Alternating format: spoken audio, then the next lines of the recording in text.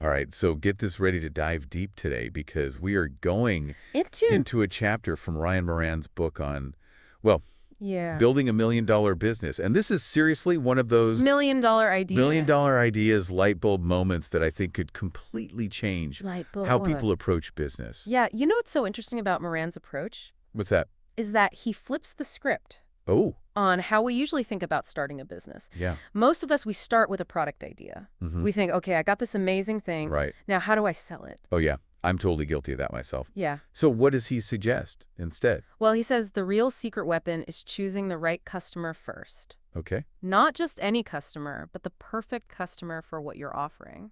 Hmm. That does sound a little bit counterintuitive. Yeah. So how can you even think about a product if you don't know who you're making it for? That's where I think most people get tripped up. Okay. But they think about products as these like static things. Yeah. But really, a product is just a solution to a Right. problem. Right. And to find the right solution, you need to understand the problem and the person who is Uh-huh. experiencing it. Okay, so it's almost like a doctor, diagnosing a patient before Exactly. prescribing medication. Exactly. Right. You wouldn't just hand out the same pills to everyone, would you? No, not at all. Okay. And that's why starting with the customer is so powerful. Yep. You build this deep understanding Uh-huh. of their needs, their desires, even their frustrations. Wow. And that knowledge becomes your compass. Okay. It guides your entire business strategy. So it's really not just about making a sale. It's about building a relationship with the customer Absolutely. based on truly selling them. 100%. I like that. But wouldn't focusing on a specific type of customer limit your potential market? Right. I mean, isn't bigger always better when it comes to reaching customers? So that's where the magic of niche audiences comes in. Okay. While it might seem like narrowing your focus is going to limit your reach, Uh-huh. it actually gives you a stronger position in the market.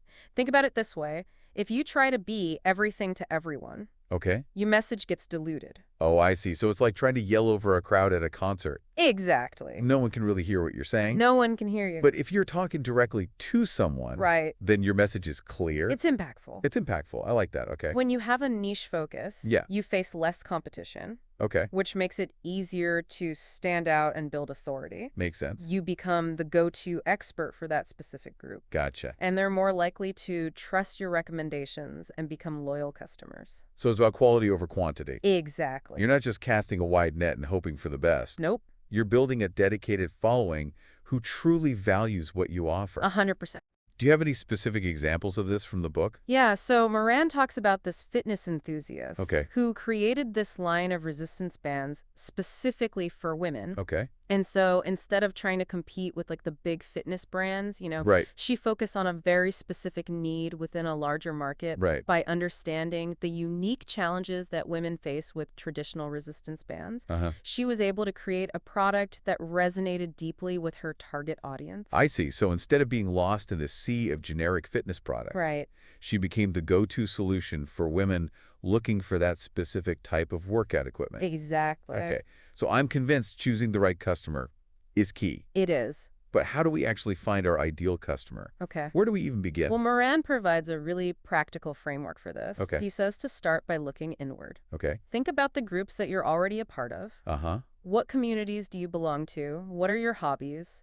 So tapping into our own lives and experiences as a starting point. Yes. That's interesting. It's almost like we're looking for clues within ourselves. Exactly. Okay. The next step is to consider your passions. Okay. What genuinely excites you? Uh-huh. What could you talk about for hours on end? Okay. This This makes so much sense because if you're not passionate about what you're doing, right. it's going to be a lot harder to sustain that energy and effort Yeah. that it takes to build a successful business. Absolutely. Plus, that genuine enthusiasm is contagious. It is. Is it? 100% when you're passionate about your work, it shows. Right. And that passion is magnetic to customers. Okay. It helps build trust and credibility because they can sense your authenticity. Okay, so we've looked at our communities. Yes. We've looked at our passions. Right. What's the next step in this customer finding journey? Now it's time to look outward. Okay. And identified underserved markets? Right? Think about it like this. Where are people's needs not being met? Okay. Where are the gaps in existing products or services? Oh, so it's like finding those hidden pockets of opportunity Exactly. where people are actively searching for a solution but can't find one that truly fits. Yes. And that's where you come in That's where you come in with a perfect solution. with your perfect solution. Love it. Okay. And the final step. The final step is to think about lifetime value. Okay. Who are the customers that are not only going to buy from you once, Uh-huh. but will come back again and again? Ah, so it's not just about the initial sale, but about building those long-term relationships Yes. that lead to sustainable growth. Makes sense. Exactly. It's about finding those customers who align with your values Right. and who you genuinely enjoy serving. Yeah. Because when you have those strong relationships, business becomes less about transactions Yeah. and more about building something meaningful. I love that. Yeah. Okay, so So we've talked about the importance of starting with the customer and the power of niche audiences. we have. But how do we take all this amazing information and actually apply it? Right. How do we go from broad strokes to a clear picture of our ideal customer? That's where the concept of the customer avatar comes in. It's like Oh. taking all those abstract ideas about your ideal customer Okay. and transforming them into a living, breathing person. I'll admit that sounds a bit mystical. Uh-huh. Is this like some kind of marketing voodoo doll? Not quite. Do I have to light candles and chant incantations? No, you don't have to do any of that. Okay. It's more about taking the guesswork out of understanding your customer. Right. So instead of making assumptions, you're creating a detailed profile Okay. based on research and observation. All right, so walk me through this. How do we build this customer avatar? Okay, so think of it like creating a character for a story. Okay. You want to know everything about them. Okay. Their age, their location, their occupation, their family life, their income level. Okay, so those are the demographics, Those are the demographics, the basic facts about who they are. the basic facts. And that makes sense. Those are pretty standard marketing data points. Right.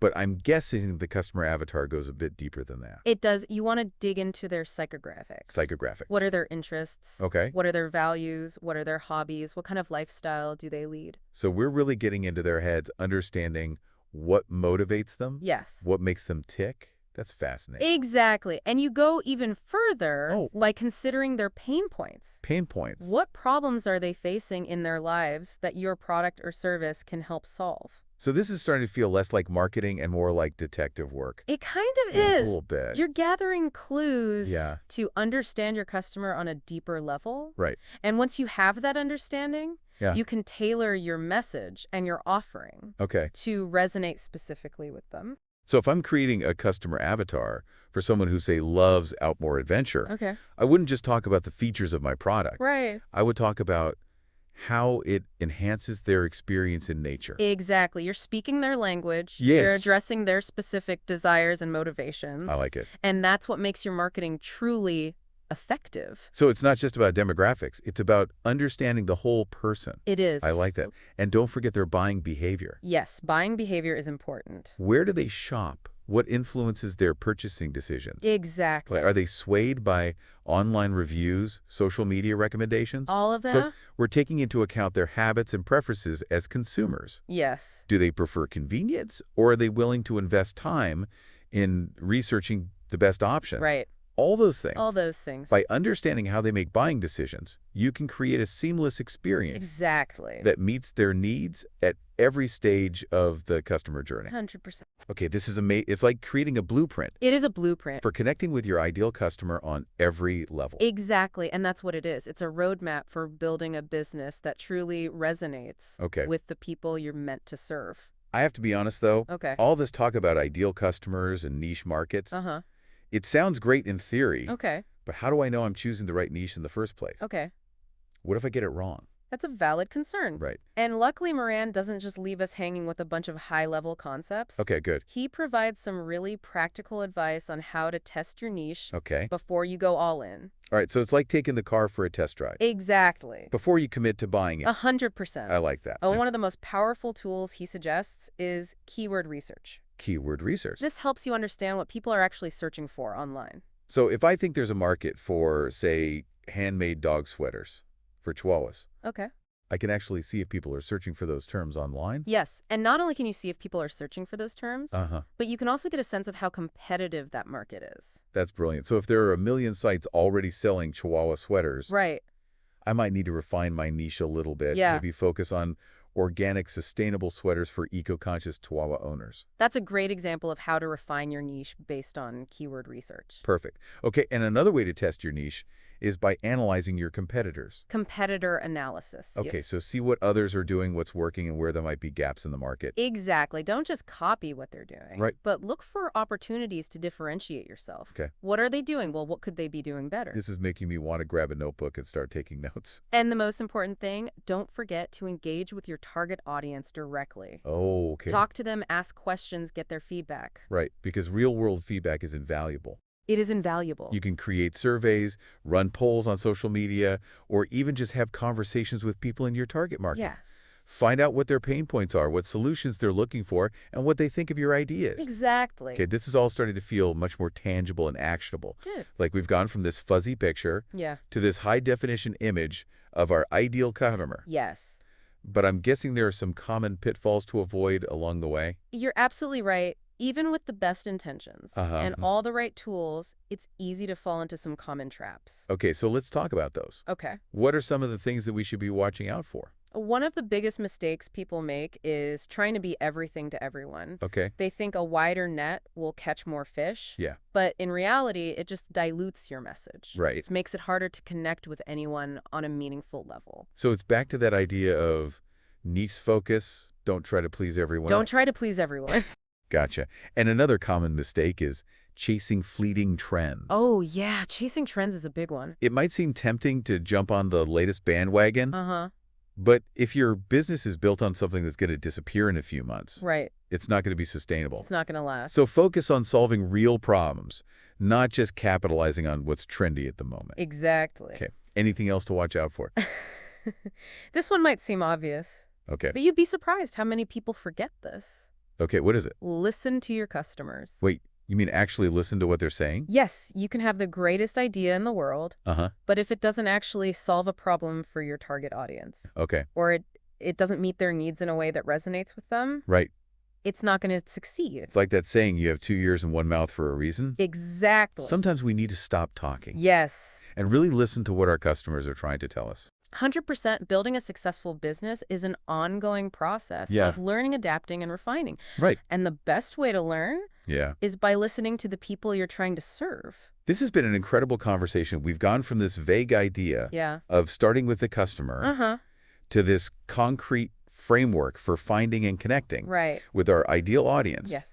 I feel like I'm armed with a whole new set of tools for building a business that's not just profitable, Right. but also meaningful and impactful. Exactly. And remember, this is just the beginning. I know, right? Once you have that deep understanding of your customer, Yeah. you can apply that knowledge to every other aspect of your business, Right. from product development to marketing to customer service. I'm already excited to put all of this into action. I know, me too. We've covered so much ground already, but I know there's still more to explore. There is. We've been on quite a journey so far, We have. exploring Ryan Moran's approach Yeah. to building $1 million business. A $1 million business. And as we've learned, Yes. it all starts with choosing the right customer. It all starts with the customer. It's a simple concept, You're right. but it has profound implications Yeah. for every aspect of your business. For every aspect. And I love how Moran doesn't just throw out these abstract ideas. Yeah. He gives us practical tools and strategies Right. to put them into action. To put them into action. Like the idea of testing your niche before you go all in. Oh, yeah. That's something we touched on earlier. We did. But it's worth revisiting Yeah. because it's so crucial. It's so important. It's like doing your due diligence Yes. before making a big investment. Mm-hmm. You want to make sure you're putting your time and resources Right. into something that has real potential. That has potential. And there are so many ways to test your niche. There are. Keyword research is a great place to start. Yeah. As we discussed earlier, it helps you understand Yes. what people are actually searching for online. What are they searching for? You can see if there's demand for your product or service Right. and how competitive that market is. Exactly. And don't forget about competitor analysis. Competitor analysis. Take a look at what others are doing in your space. Uh-huh. What are they doing well? Okay. What could they be doing better? What could they be doing better? It's like getting a free education from your competitors. It is. You can learn from their successes. Learn from their success. and avoid their mistakes. And avoid the mistakes. And perhaps the most valuable way to test your niche Yeah. is by engaging with your target audience directly. Really? Yeah. Talk to them, ask questions, Ask those questions. get their feedback. Get that feedback. It's so important. It's amazing what you can learn It is. from simply listening to the people you want to serve. Absolutely. Their insights can be incredibly valuable They can. in shaping your business. Yeah, and it shows them that you care about their needs and perspectives. Right? It helps build trust and establish you as an authority Uh-huh. in your niche. This whole conversation's been a powerful reminder It has. that knowledge is power. Knowledge is The power. more you understand your customer, Uh-huh. their needs, their desires, their pain points, Yes. the better equipped you'll be Right. to create something truly valuable Yes. and successful. Valuable and successful. And that brings us to the heart of Moran's message. Okay. It's not just about building a business. No. It's about building something meaningful. It's about building something meaningful. It's about solving problems. Yes. Creating value. Creating a value. And making a positive impact on the world. That's what it's all about. And it all starts with choosing the right customer. It all starts with the customer. So as we wrap up this deep dive, Yes. I want to leave you with a final thought from Moran. All right. A final thought. He asks, now that you know the power of choosing your customer, what one thing could you do this week to apply this to your own work or life?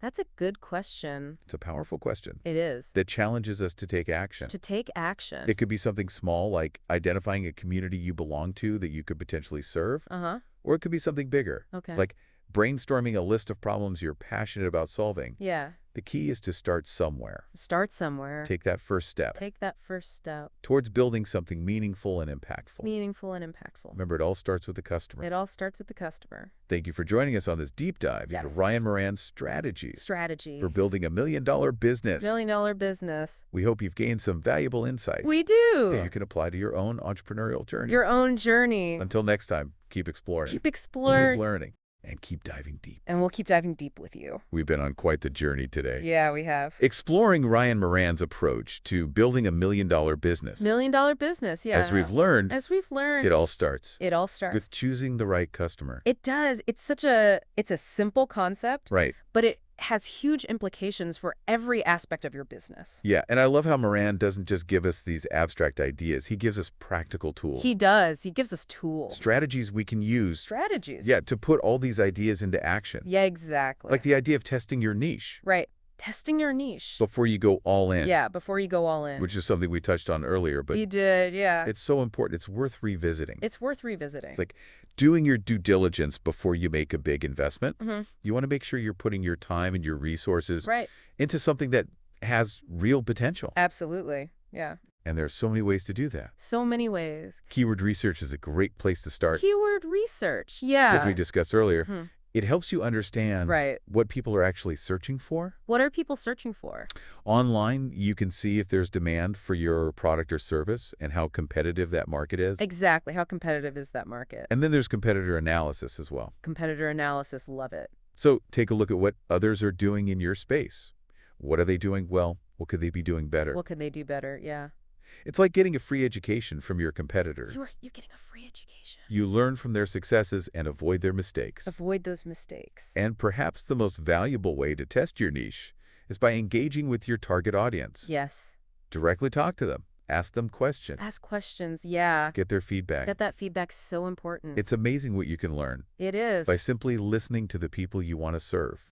Absolutely. Their insights could be incredibly valuable in shaping your business. So valuable. And you know what? It shows them that you care Yeah, about their needs and their perspectives. right. It helps build trust and establish you as an authority in your niche. Right. And this whole conversation has been a powerful reminder that knowledge is power. It has knowledge is power. The more you understand your customer, Uh-huh. their needs, their desires, Yeah. their pain points, the better equipped you'll be to create something truly valuable and successful. Absolutely. And I think that brings us to the heart of Moran's message. The heart of the message. It's not just about building a business. No. It's about building something meaningful. It's about building something meaningful. It's about solving problems, creating value, Yes. making a positive impact on the world. That's what it's all about. And it all starts with choosing the right customer. Choosing the right customer. So as we wrap up this deep dive, I want to leave you with a final thought from Moran. A final thought. He asks, now that you know the power of choosing your customer, what one thing could you do this week to apply this to your own work or life? Wow, that's a powerful question. It's a powerful question that challenges us to take action. To take It action. could be something as small as identifying a community that you belong to, that you could potentially serve. Right. Or it could be something bigger, like brainstorming a list of problems Yeah. you're passionate about solving. That you want to solve. The key is to just start somewhere. Just start. Take that first step towards building something meaningful and impactful. Meaningful and impactful and, you know, Remember? it all starts with the customer. It all starts with the customer. Thank you for joining us on this deep dive into Ryan Moran's strategies for building a million-dollar business. Million-dollar business. We hope you've gained some valuable insights that you can apply to your own entrepreneurial journey. To your journey. Until next time, Until next time. keep exploring, keep learning, Keep keep diving deep. Diving deep.